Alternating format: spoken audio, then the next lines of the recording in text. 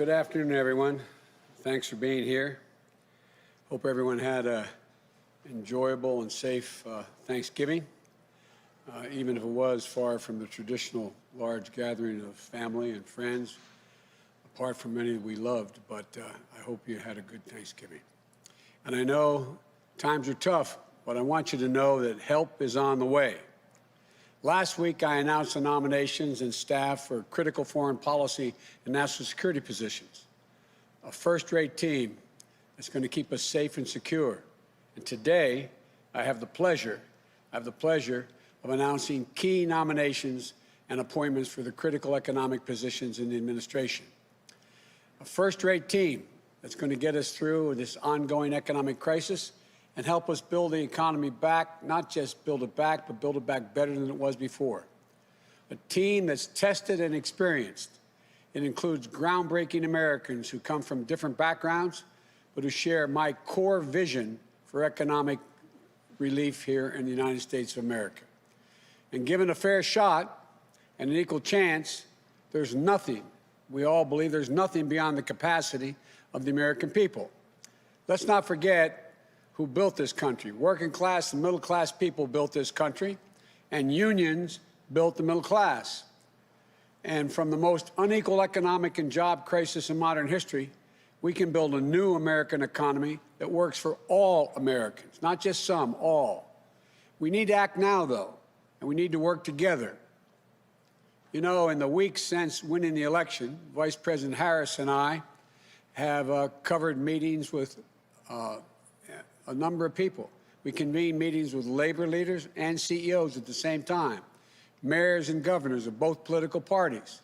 There's a consensus out there that as we battle the COVID-19 disease, we have to make sure that business and workers have the tools, resources, and guidance, and the health and safety standards to be able to operate safely. The goal is simple: to keep businesses and schools open safely. And for millions of Americans who have lost their jobs or hours and have had to claim unemployment, we have to deliver them immediate relief.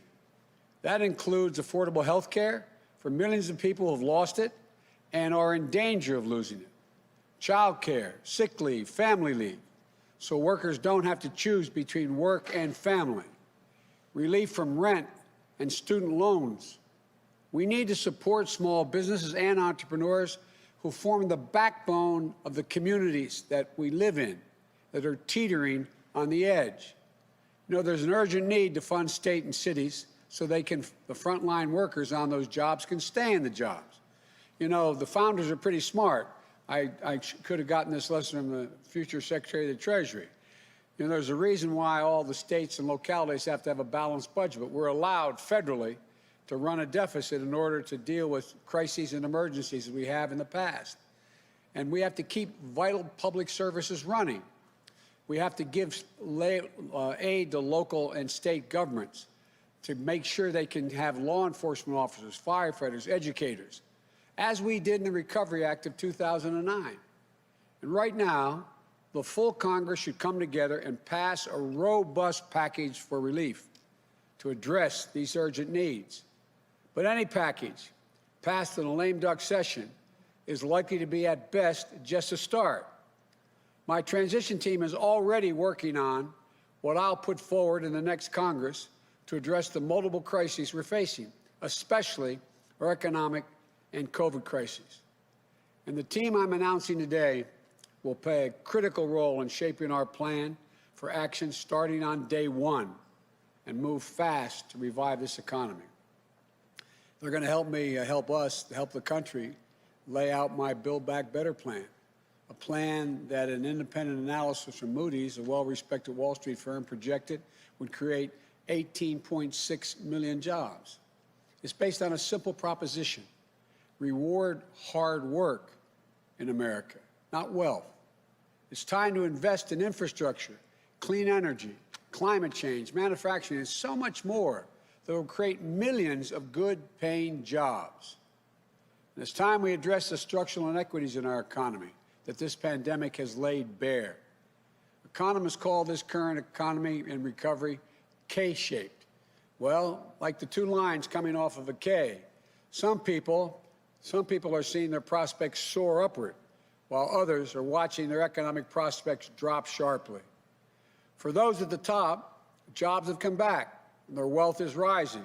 For example, luxury home sales are up over 40% compared to last year.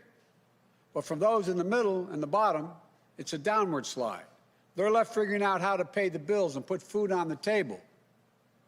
Almost 1 in every 6 renters was behind in rent payments as of October. Let me be clear. With this team and others, we'll add in the weeks ahead that we're going to create a recovery for everybody, for all. We're going to get this economy moving again. We're going to create jobs, raise incomes, reduce drug prices, advance racial equity across the economy, and restore the backbone of this country, the middle class. Our message to everybody struggling right now is this: help is on the way. My dad, you've heard me say this before, when he lost his job in Scranton when I was a kid, and we eventually moved the family not far from here, Claymont, Delaware, just in the outskirts of Wilmington, he used to say, Joey, a job is about a lot more than a paycheck. It's about your dignity. It's about respect, your place in the community. It's about being able to look your kid in the eye and say, honey, it's going to be okay, and mean it. He also used to say, Joey, I don't expect the government to solve my problems, but I do expect them to understand my problems. This team understands. For Secretary of Treasury, I am really pleased to be able to nominate Janet Yellen. No one is better prepared to deal with these crises. I wish it weren't as much of a crisis, future Secretary. But she'll be the first Treasury Secretary who is also Chair of the Federal Reserve, Vice Chair of the Federal Reserve, and Chair of the President's Council of Economic Advisors. Janet is one of the most important economic thinkers of our time. She has spent her career focused on employment and the dignity of work, which is really important to me and to all of us. She understands what it means to people and their communities when they have good, decent jobs. Respect across, being looked at by their neighbors and being respected, it matters a lot to them. And respected across party lines and around the world by Main Street and Wall Street. An educator, a mentor, above all, the daughter of a working class from a working class Brooklyn neighborhood who never forgot where she came from. Her husband, George, is pretty good, too. He's won a Nobel Prize, but he's the one that married up. Janet will be the first woman to hold this office. We might have to ask Lin-Manuel Miranda, who wrote the musical about the first Secretary of Treasury, Hamilton, to write another musical about the first woman Secretary of the Treasury, Yellen. So that's what I'm working on right now, Janet. For Director of Office of Managing the Budget, I nominate Neera Tanden. You know, I've known Neera a long time, a brilliant policy mind with critical practical experience across government. She was raised by a single mom on food stamps, an immigrant from India who struggled, worked hard, and did everything she could for her daughter to live out the American dream. And Neera did just that. She understands the struggles that millions of Americans are facing, and she'll be the first woman of color from South Asia, and I think that to lead OMB. We also have another one of those women as Vice President of the United States of America. And so look, all being very serious. She'll be in charge of laying out the budget that will help us control the virus and deal with the economic crisis and build back better. But above all, she believes what I believe. A budget should reflect our values. Again, quoting my dad, for real, my dad's people would say, Joe, let me tell you what I value. And he'd look at them, he's a high school educated guy, very well read. And he'd look at me and say, don't tell me what you value, show me your budget, I'll tell you what you value. That's what you're going to do for us. As Deputy Secretary of Treasury, I nominate Wally Adierno. Wally is, you know, Wally, I don't know. I tell you what, Senator Warren really likes you. she highly recommended you, but I wasn't sure she worried I stole you as well. But thank you for being willing to do this, Wally. A skilled leader and thinker on issues ranging from macroeconomics to consumer protection and from national security to international affairs. I've worked with Wally during the Great Recession. That was my excuse to the senators, saying that's why I wanted to steal you. And I saw him tackle one big job after another. Deputy National Security Advisor to President Obama, Deputy Director for the National Economic Council, former Chief of Staff to Elizabeth Warren, where he helped create the Consumer Protection Bureau and Financial Bureau, which has done so much good. It's designed to protect consumers and working people from unfair, deceptive, and abusive financial practices. And now Wally will be the first African-American ever to hold this post and the highest-ranking African-American in the Treasury Department's history. An immigrant from Nigeria, the son of a nurse and an elementary school principal, Wally understands everything we do is basically for the people, for families, hard-working people, to understand their struggles and most of all their dreams. And he understands both. And I want to thank you, Wally, for being willing to do this. For chairperson of the Council of Economic Advisors, I nominate, notwithstanding she was a very distinguished professor at Princeton. I joke, my children who went to Penn used to always kid about, but Cecilia C.C. Rouse, one of the most distinguished economists in the country, an expert on labor, economics, and race, poverty, and education, dean of the Princeton School of Public and International Affairs, a member of the Council of Economic Advisors to President Obama, an advisor to President Clinton at the National Economic Council. More than that, she's a proud daughter whose mom, a school psychologist, encouraged her to pursue economics, and her dad, one of the country's first African-American astrophysicists who dared her to dream. She's done both. If confirmed, Cece will be the fourth woman to lead the Council of National Economic Advisors and the first African-American ever to hold that post. And as CEA chair, she'll serve as a member of my cabinet as well. As a member of the Council of Economic Advisors, we also appoint Jared Bernstein, an old friend who's been with me a long time, a brilliant thinker, a quick wit, with a heart as big as his head, and a heart he got from his mom, an educator who raised him correctly.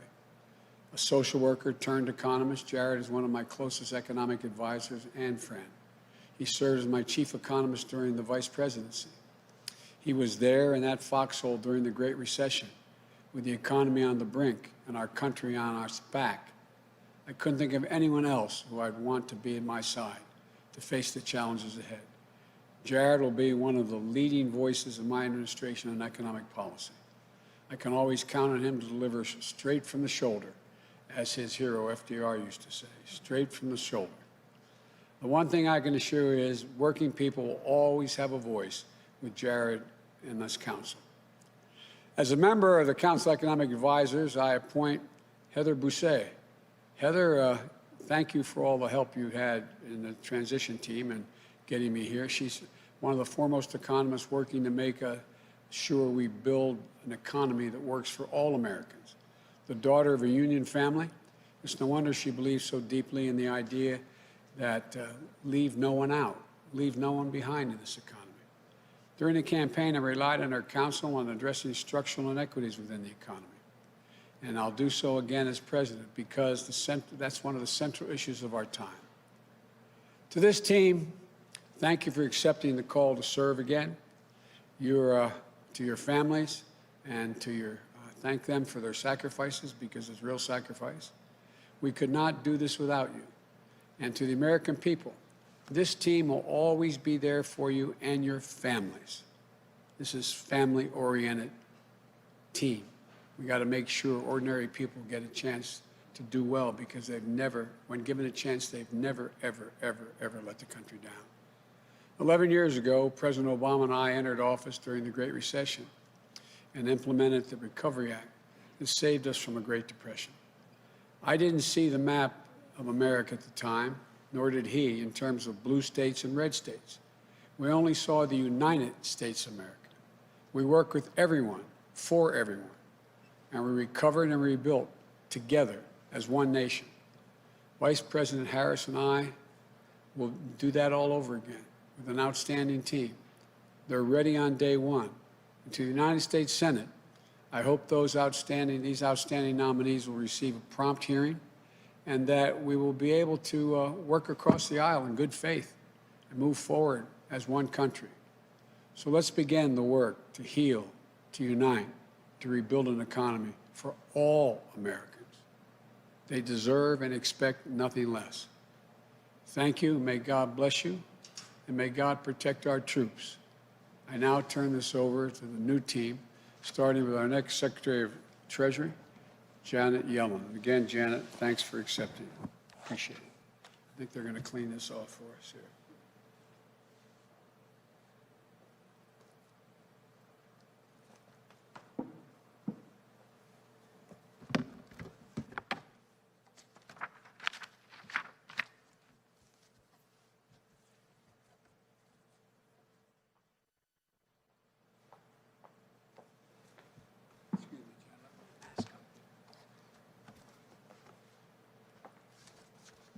No, I put it in my book.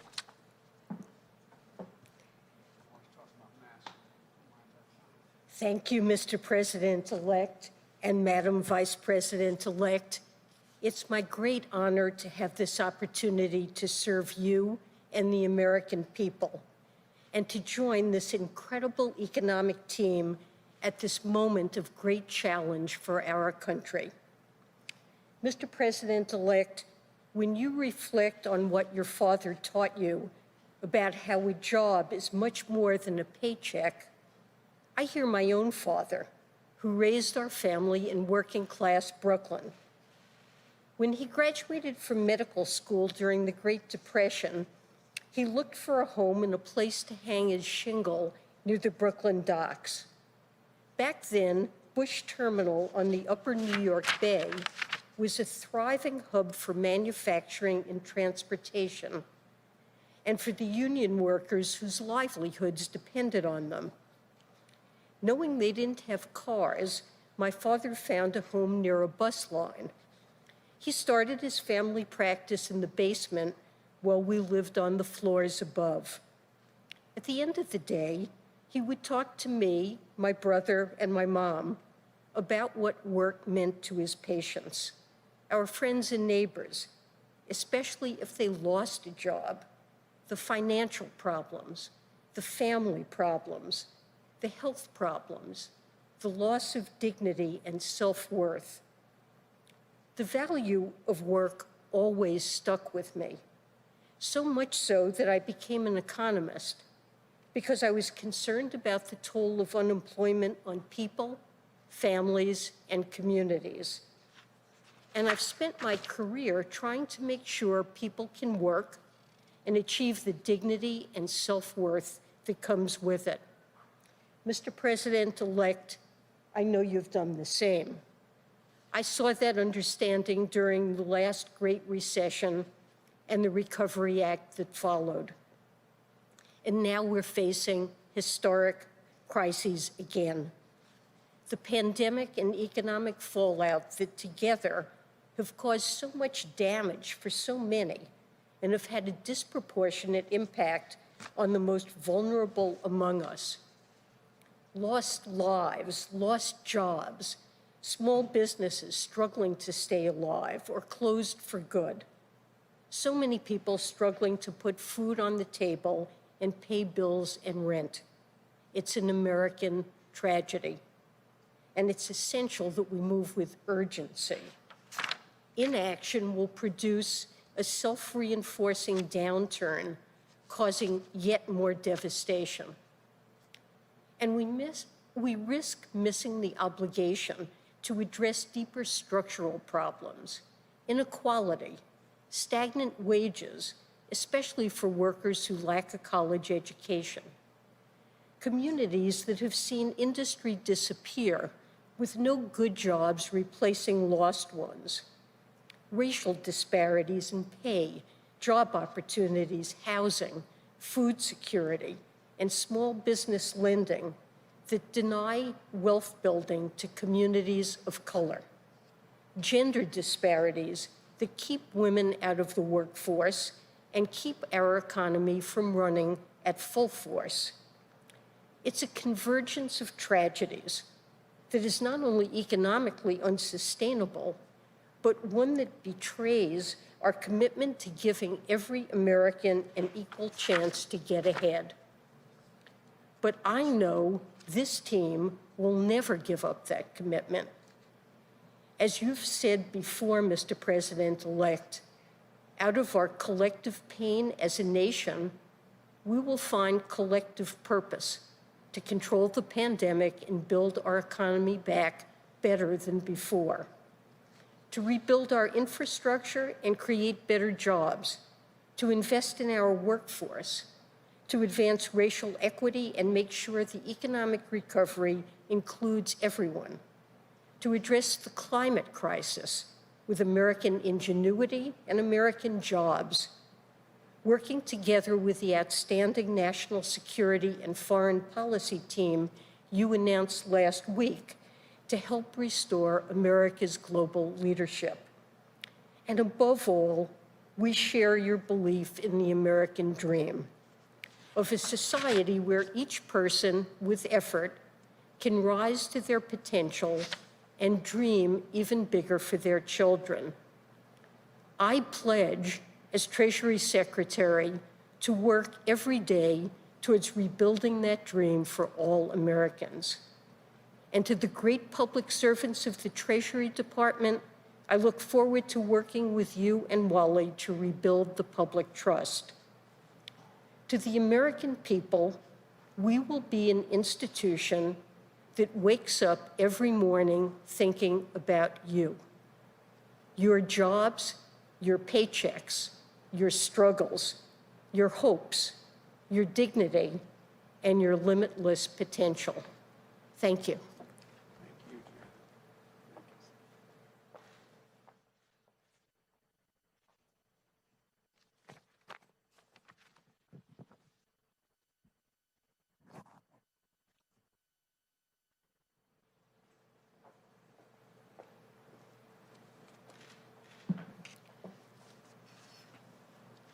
Mr. President-elect, Madam Vice President-elect, I'm humbled and honored by the trust you've placed in me to work with this talented team on behalf of the American people. I'm especially proud to work alongside leaders who understand that budgets are not abstractions. They are a reflection of our values. They touch our lives in profound ways, and sometimes they make all the difference. Like the Vice President-elect's mother, Shamala, my mother, Maya, was born in India. Like so many millions across every generation, she came to America to pursue a better life. I was raised in a suburb of Boston, a middle-class kid. But when I was 5, my parents got divorced, and my mom was left on her own with 2 young children and without a job. She faced a choice: return to India, where at a time divorce was stigmatized and the opportunities for her and her children would be limited, or keep fighting for her American dream. She stayed, and America came through for her when times were tough. We relied on food stamps to eat. We relied on Section 8 housing vouchers to pay the rent. We relied on the social safety net to get back on our feet. This country gave her a fair shot to reach the middle class, and she made it work. She got a job as a travel agent, and before long, she was able to buy us our own home in Bedford, Massachusetts, and eventually see her children off to college and beyond. I'm here today thanks to my mother's grit, but also thanks to a country that had faith in us, that invested in her humanity and in our dreams. I'm here today because of social programs, because of budgetary choices, because of a government that saw my mother's dignity and gave her a chance. Now it is my profound honor to help shape those budgets and programs to keep lifting Americans up, to pull families back from the brink, to give everybody the fair chance my mom got, and that every single person deserves. That's the America Maya and Shyamalan were drawn to, the America the President-elect and Vice President-elect are ready to grow. I believe so strongly that our government is meant to serve all the American people, Republicans, Democrats, and independents alike, all of whom deserve to know their government has their back.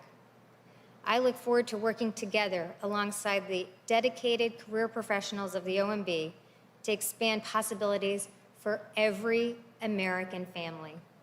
And I want to thank my own wonderful family, my husband, Ben, without whose love and support I would simply not be here, and our children, Alina and Jaden. Thank you all for this profound opportunity to serve.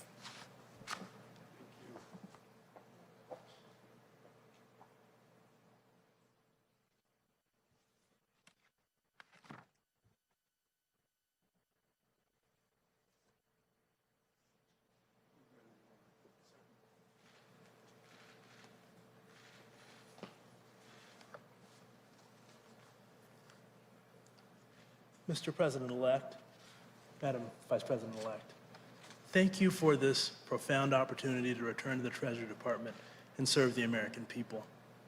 I know firsthand the President-elect's capacity to lift our country out of hard times because I had the privilege of working with him to help Americans recover from the Great Recession. In California's Inland Empire, where I'd grown up in a working-class neighborhood, the Great Recession hit us hard. We were one of the foreclosure capitals in the United States. The pain of this was real for me. It wasn't just numbers in a report or stories on the nightly news, but neighbors and friends who lost everything. I was proud of the work I got to do at the Consumer Financial Protection Bureau, protecting American consumers, and at the Treasury Department, helping to grow the U.S. economy.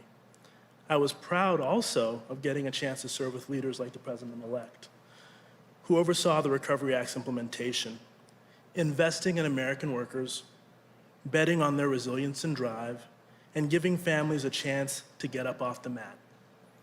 I believe that's what public service is all about at its best, giving people a fair shot when they need it most, offering hope through the dark times, and making sure that our economy works not just for the wealthy, but for the hardworking people who make it run. Those are the lessons I learned from my parents, an elementary school principal and a nurse who came to America to build a better life for me and my siblings.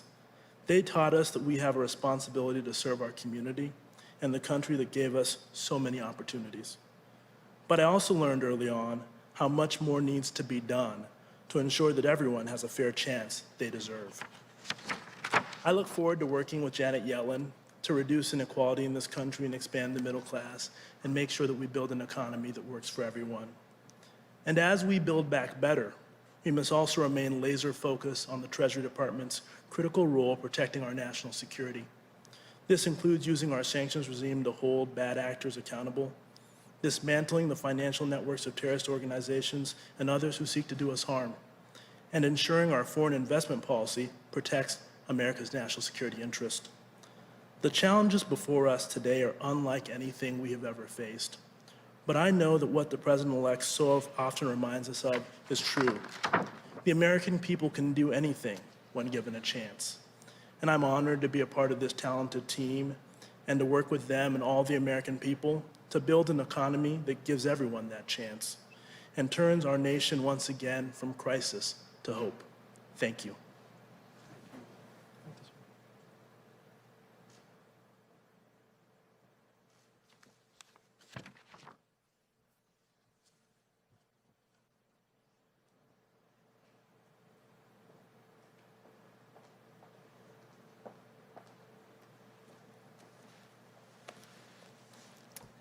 Good afternoon, Mr. President-elect, Madam Vice President-elect. Thank you for this extraordinary opportunity to join this team. I'm humbled and honored and ready to get to work for the American people. To be perfectly honest, Until recently, I did not anticipate I would return to public service. As every academic knows, when you've laid down roots at a school you love, with incredible students and colleagues you've grown with, it isn't easy to take a leave. It requires a rare combination of urgency and opportunity to pull you away. But that rare combination is precisely what our nation is facing right now. My path as an economist began in my first year of college. My mother, the school psychologist, encouraged me to take a course in economics. And it happened to coincide with what at the time was one of the worst spikes in unemployment since the Great Depression. It was impossible for me to separate what we were learning in the classroom from what I know was going on in towns across the country. And so I found myself drawn to the study of the labor market in all of its dimensions. The reasons that jobs disappear, the impact of education on people's job prospects, and the ways we can tear down barriers to job growth and make it easier for people to find long-lasting economic security. Today, nearly 40 years later, we are once again living through one of the worst job crises since the Great Depression. Millions of families have had their lives turned upside down. The safety net has frayed, leaving vulnerable Americans to slip through into hardship and hopelessness. And importantly, structural inequities that have always existed in our economy are being exacerbated like never before. This is a moment of urgency and opportunity, unlike any we've faced in modern times. The urgency of ending a devastating crisis and the opportunity to build a better economy in its wake. An economy that works for everyone, brings fulfilling job opportunities, and leaves no one to fall through the cracks. I look forward to working with the President-elect and Vice President-elect and this amazing entire economic team to address that urgency and seize that opportunity and make our economic system work better for every American. Thank you.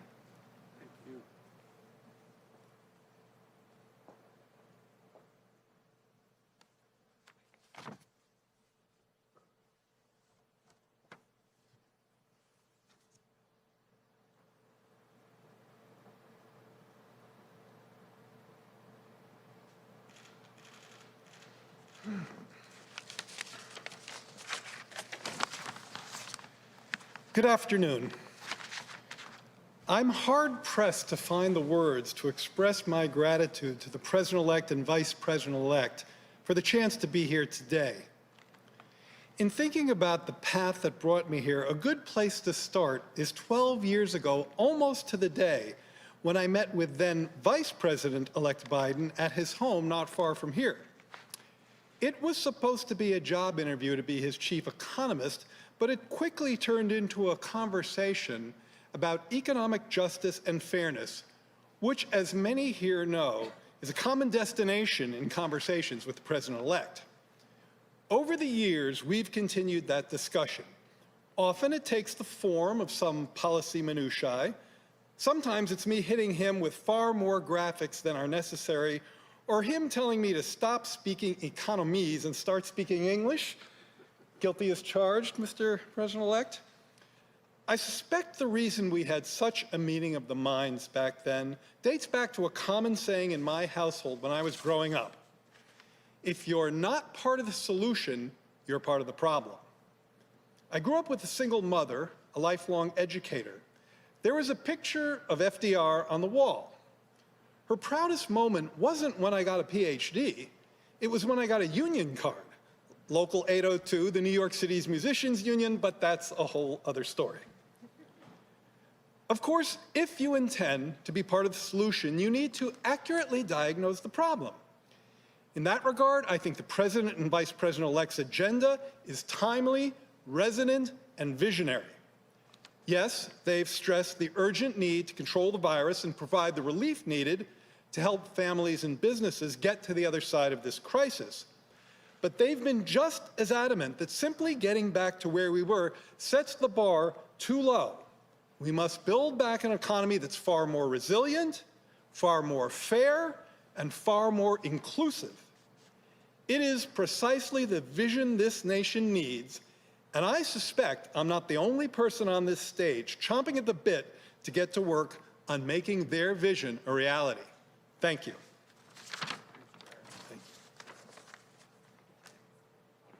Oh, yeah.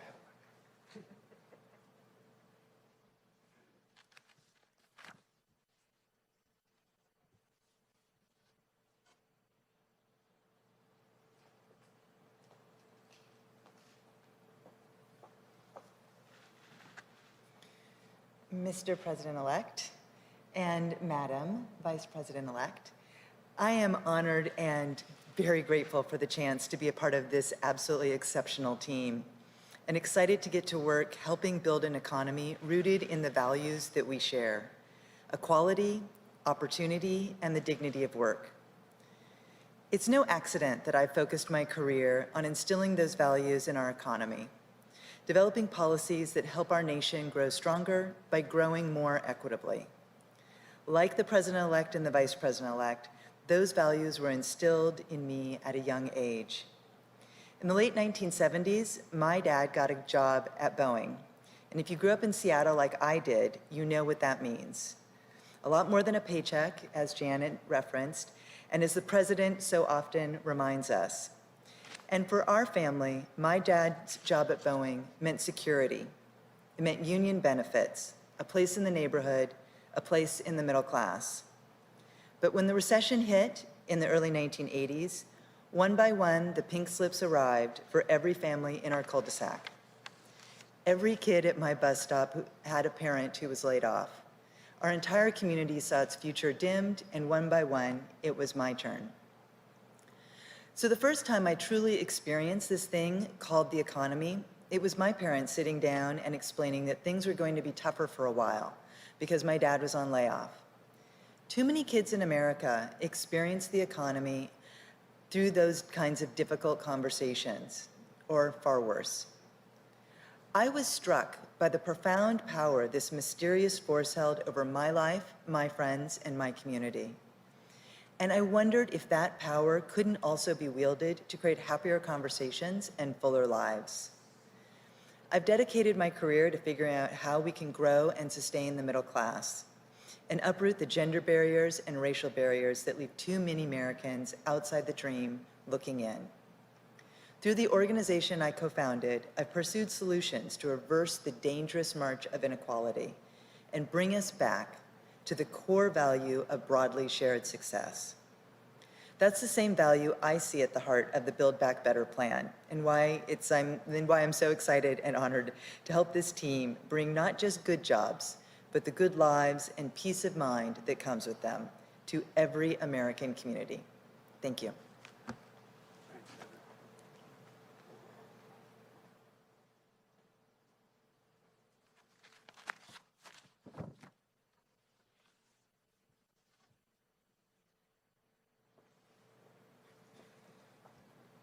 Mr. President-elect, congratulations on choosing this outstanding team of brilliant minds, this economic team.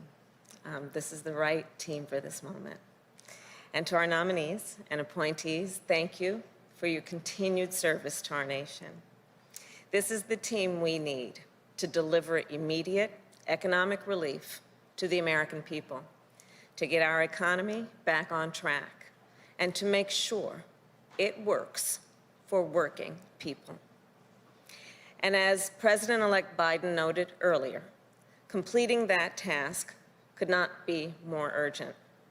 Cases of COVID-19 are spiking, and beyond the tragic loss of life, the toll of this recession continues to mount. Across America, 1 in 6 adults with children say their families are hungry.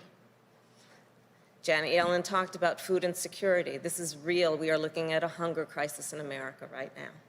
1 in 3 adults are having trouble paying their bills, essential bills, the bills that need to be paid at the end of every month to get to the next month. And the number of open small businesses has fallen by nearly 30% due to this pandemic, while many others are hoping they can stay afloat until a vaccine is available. These are the struggles, the worries that keep people up in the middle of the night, that have them sitting at their kitchen table past midnight, trying to figure out how they're going to make it work.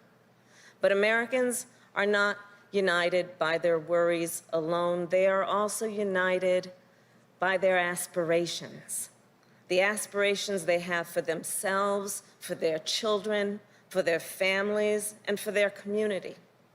Because no matter where you live or what language your grandmother speaks, everyone wants to be able to get a job and keep a job. No matter what your gender or who you love, everyone wants to be able to buy a home and keep a home. And no matter how you worship or who you voted for in this election, everyone wants to be able to give their children a decent education and allow those children to pursue their dreams, even during a pandemic.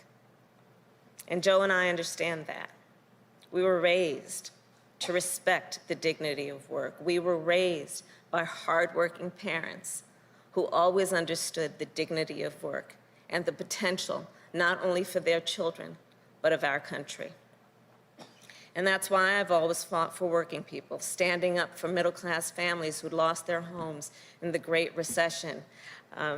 Wally, you talked about that. Families in California were devastated, but they were able to rely on their government and the leaders, as Joe always talks about, who needed to see their condition and speak to that condition.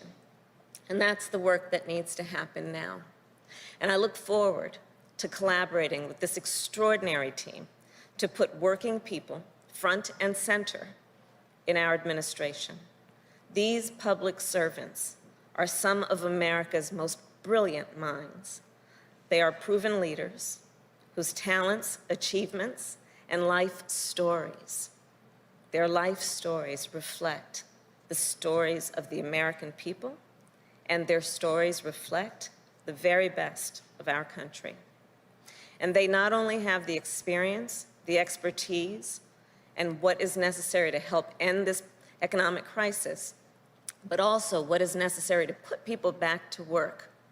And they also share in our commitment to building an economy, an America, where everyone has access to a higher minimum wage and affordable health care, paid family leave and paid sick leave, home ownership, and capital to start a small business. An America where opportunity is within reach for everyone, for all the people.